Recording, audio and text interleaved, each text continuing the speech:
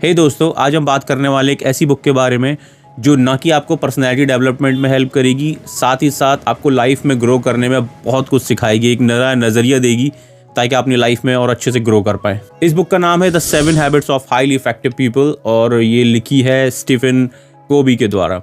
क्या आपने कभी सोचा है कि कुछ लोग कुछ लोग सक्सेस को कैसे जल्दी ही पा लेते हैं, या वो कुछ खास आदतें रखते हैं जो उन्हें दूसरों से अलग बनाती है? ये बुक इन्हीं बुक्स में से है जो आपको पर्सनल और प्रोफेशनल लाइफ में ग्रो करने में बहुत हेल्प करेगी। तो इस बुक को एक जर्नी की तरह लीजिएगा। तो चलिए चलते हैं इस बुक के सफ़र पे और मंजिल के और करीब चलते हैं। फर्स्ट हैबिट है बी प्रोएक्टिव। प्रोएक्टिव का मतलब होता है कि अपनी लाइफ की खुद ही जिम्मेदारी लेना, खुद ही समझना कि जो लाइफ को चेंज करना है वो आपको खुद ही करना है। ऑथर ने यहाँ दो टाइप के लोगों का एग्जाम्पल दिया है, प्रोएक्टिव और रिएक्टिव। प्रोएक्टिव लोगों के बारे में बताया गया है कि वो अपनी लाइफ की खुद ही जिम्मेदारी लेते हैं, और जो रिएक्टिव लोग होते हैं वो सिर्फ रोते रहते हैं सिचुएशन को पकड़ के, या वो किसी चमत्कार का वेट करते हैं कि कोई बाहर से शक्ति आएगी और उन्हें उनकी लाइफ में ग्रो करने में हेल्प करेगी। प्रोएक्टिव लोग खुद को अंदर से चेंज करते हैं जिसका रिजल्ट उन्हें बाहरी दुनिया में दिखता है, और रिएक्टिव लोग बाहर की चीज़ों को चेंज करने की कोशिश करते हैं जो कि वो नहीं कर सकते, जिससे लाइफ में कोई ग्रो नहीं कर पाते। यहाँ पे ऑथर कहते हैं प्रोएक्टिव बनो, अपने थॉट्स और एक्शंस को कैसे कंट्रोल करना है इस पर फोकस करो। सेकेंड हैबिट है begin with the and in mind. Author कहते हैं कि रोड मैप तैयार करो और उसके अकॉर्डिंग पूरा प्लान करो। अब सोचो, अगर आप घर से निकलो, आपको पता ही ना हो कहाँ जाना है, तो आप सही जगह नहीं पहुँच पाओगे।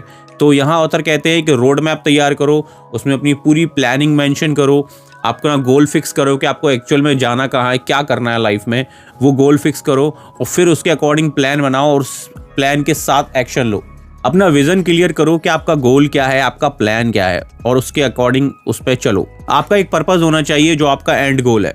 ज़्यादातर लोग दूसरों को देख करके दूसरों को कॉपी करते हैं, उसके अकॉर्डिंग ही अपना गोल बना लेते हैं कि मुझे ये लाइफ में करना है, लेकिन जब वो कुछ चीज़ें उसमें अचीव कर लेते हैं, थोड़ा आगे चलने के बाद उन्हें पता चलता है कि ये तो उनका गोल था ही नहीं, क्योंकि वो खुश नहीं होते हैं उस सिचुएशन में। इसलिए एक पर्पस फिक्स करो, आपको डिसाइड करो कि आपको क्या करना है, उसकी पूरी प्लानिंग करो और अपनी लाइफ का कंट्रोल अपने हाथ में लो। अगर आप अपने हाथ में कंट्रोल नहीं लेंगे तो दूसरों के अकॉर्डिंग आप चलेंगे। थर्ड हैबिट है पुट फर्स्ट थिंग्स फर्स्ट। इस पॉइंट में ऑथर समझाते हैं कि हमें सबसे पहले उन कामों को करना चाहिए जो एक्चुअल में हमारे लिए इंपॉर्टेंट है, जो एक्चुअल में हमारे गोल तक हमें पहुंचने में हेल्प करने वाले हैं। जो गोल आपने डिसाइड किया है, उस गोल तक पहुंचने के लिए आपको लगातार एक्शन लेना होगा, वो भी सही डायरेक्शन में। इसलिए एक लिस्ट बनाइए, अपने काम को प्रायोरिटाइज कीजिए कि आपको सबसे पहले क्या काम करना है, उसके बाद क्या करना है, उसके बाद क्या करना है। उसके अकॉर्डिंग एक लिस्ट बनाइए और जो सबसे इंपॉर्टेंट काम है जो आपको आपके गोल तक पहुंचाएगा उसको सबसे टॉप पे रखिए और उस काम को सबसे पहले करिए। जो भी फालतू कामों में आप अपना टाइम को वेस्ट कर रहे हैं, उस टाइम को सही जगह यूटिलाइज कीजिए, क्योंकि जितना आप फालतू टाइम इधर उधर की चीज़ों में लगा रहे हैं, याद रखिए कि आप अपनी मंजिल तक पहुंचने के लिए उतना ही समय गंवा रहे हैं, उतनी ही देर लगेगी आपको अपनी मंजिल तक पहुंचने में। आपके माइंड में क्लैरिटी होना चाहिए कि आपको क्या करना है। लिस्ट बनाने से आपके माइंड में क्लैरिटी आएगी कि क्या चीज़ सबसे ज़्यादा इंपॉर्टेंट है, क्या मुझे सबसे पहले करना है। फोर्थ हैबिट है थिंक विन विन। बचपन में हमारे दिमाग में एक बात डाली जाती है, हम जब पढ़ रहे होते हैं स्कूल कॉलेजेस में, तो भी यही बात दिमाग में डाली जाती है, तुमको आगे निकलना है, आगे निकलना है। इससे हम भूल ही जाते हैं कि अगर हम आगे निकल रहे हैं, इससे हमारे अंदर एक ऐसी हैबिट आ जाती है, हम जीतने के लिए इतने ज़्यादा कॉन्शियस हो जाते हैं कि हम भूल ही जाते हैं कि हम इससे दूसरों को नुकसान भी कर रहे हैं।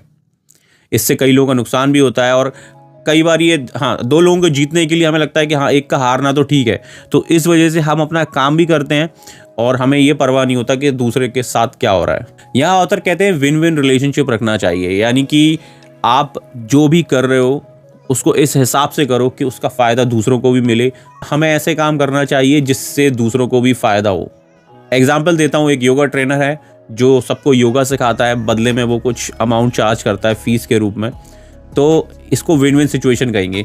यहाँ पे योगा टीचर का भी फ़ायदा हुआ और जो लोग उनसे सीख रहे हैं उनको भी हेल्थ में बेनिफिट हुआ, तो इसको विन विन सिचुएशन कहते हैं। और ये नेचर का रूल भी है कि आप अच्छा करोगे तो आपके साथ अच्छा ही होगा। Seek first to understand then to be understood.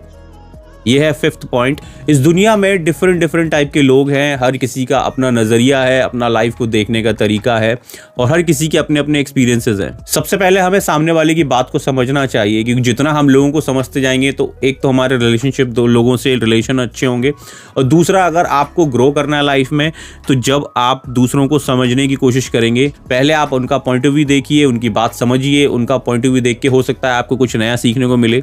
अगर आप एग्री नहीं करते तो उनको समझने के बाद अपना पॉइंट रखिए, क्योंकि अगर आप उनको समझेंगे तो उनको और अच्छे तरीके से समझा पाएंगे। तो पहले लोगों को समझिए। इसका एक और बेनिफिट भी है कि जितना आप लोगों को समझते जाएंगे आप लोगों से और ज़्यादा कनेक्ट होते चले जाएंगे। 6th हैबिट है सिनर्जी। इस पॉइंट में ऑथर बताते हैं अगर हम लोगों के साथ मिलकर काम करते हैं तो हम अपने बिजनेस को या अपने काम को और ज़्यादा ग्रो कर पाएंगे। हम लोगों का नया एक्सपीरियंस से सीख पाएंगे, उनके जो अंदर नॉलेज है उससे भी हम सीख पाएंगे और उन्हें सिखा भी पाएंगे अपनी नॉलेज के हिसाब से। उनका देखने का और लोगों का देखने का नज़रिया ये हमें बहुत ज़्यादा हेल्प करेगा अपनी चीज़ों को ग्रो करने में।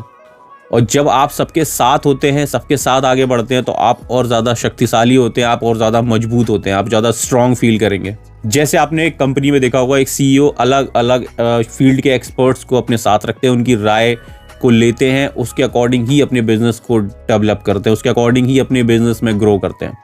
जो जानता है कि वो अकेले बहुत कुछ अचीव नहीं कर सकता, तो वो सबके साथ ग्रो करता है, सबके साथ मिल के अचीव करता है। 7 हैबिट है शार्पनिंग द शॉ। इस हैबिट को फॉलो करने के लिए हमें खुद को तैयार करना होगा। इसमें हमें खुद के लिए टाइम निकालना पड़ेगा। 4 चीज़ों में सुधार करना होगा। पहले खुद को फिजिकली स्ट्रांग बनाना होगा। जितने आप फिजिकली स्ट्रांग होंगे या मेंटली भी उतने ही स्ट्रांग होंगे। सेकेंड एरिया में आपको स्पिरिचुअली साइड का भी ध्यान रखना चाहिए। आपको मेडिटेशन, योगा वगैरह करना चाहिए जो कि आपको स्पिरिचुअली भी ग्रो कराएंगे। थर्ड है अपनी नॉलेज को बढ़ाइए। नॉलेज को बढ़ाने के लिए आप अच्छी बुक्स पढ़ सकते हैं, पॉडकास्ट वगैरह यूट्यूब पे इतने सारे अवेलेबल हैं। तो जितनी ज़्यादा नॉलेज आप गेन कर सकते हैं आप उतनी ज़्यादा नॉलेज गेन कीजिए। कुछ नया सीखो, कुछ नया एक्सपीरियंस लो, ये सब आपको हेल्प करेगा आपके मेंटली स्ट्रॉन्ग बनाने में। 4th है अपने रिलेशंस को और स्ट्रॉन्ग बनाओ। अपने रिलेशंस को आप जितना ज़्यादा स्ट्रॉन्ग बनाएंगे, वो आपकी फैमिली के साथ हो या आपके पार्टनर के साथ हो, जितना ज़्यादा आप अपने रिलेशंस को लोगों के साथ स्ट्रॉन्ग बनाएंगे उतना ही वो आपको इमोशनली स्ट्रॉन्ग बनाएगा। और जितने आप इमोशनली स्ट्रॉन्ग बनते जाएंगे उतना ही लेवल पे आप इन 6 हैबिट्स को अच्छे से फॉलो कर पाएंगे। अगर आप इस 7th हैबिट को फॉलो करते हैं तो ये आपको बहुत हेल्प करेगी कि बाकी की 6 हैबिट्स को फॉलो करने में। अगर आप इन 7 हैबिट्स को फॉलो करते हैं तो आपको लाइफ को देखने का नज़रिया बदल जाएगा और हम किसी भी फील्ड में कुछ भी कर सकते हैं।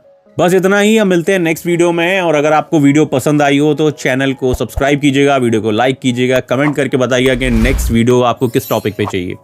तब तक के लिए thank you so much for watching this video. Bye bye.